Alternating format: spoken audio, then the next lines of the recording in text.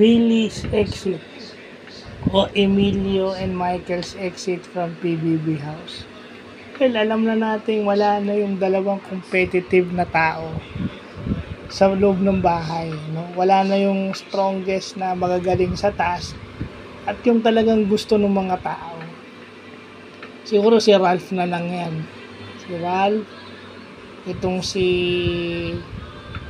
charming boy na si Dustin, si Brent, yun na lang siguro yung natitira. Pero yung competitive na yung strongly competitive na tao, wala na. So, since wala na tong dalawa na to, kailangan mag-step up na sila.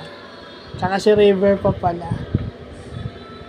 No, kailangan mag-step up na sila kasi sa lalaki, it's River, Esnir, and si River, si Esnir, tsaka si Ralph. Yung sa lalaki, and si Will.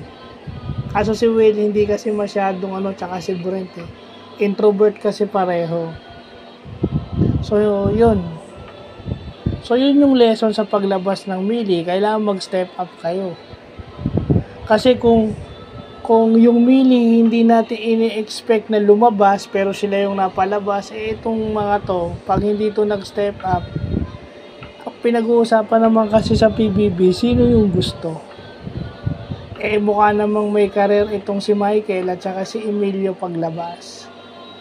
So, okay lang mawala sila sa PBB. Ito kayong mga naiwan, kaya siguro naiwan to dahil baka kailangan pa nila ng exposure. Hindi ako gumagawa ng issue katulad sa sabi ng iba kasi hindi porket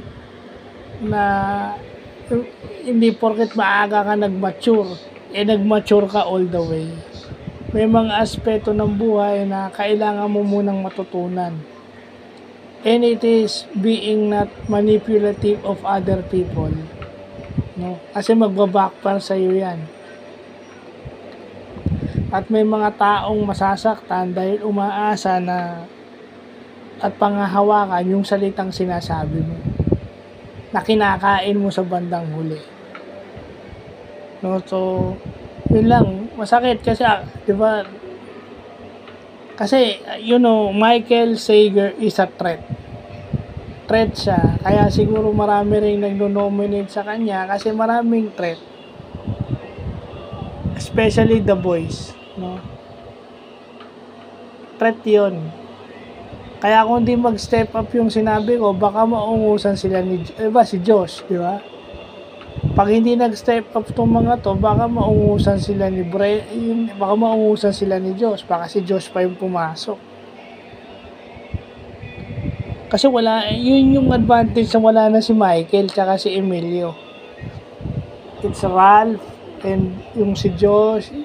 Kailangan mag-step up yung boys, lalo na to si At kung may issue to, makikita nyo naman di ba?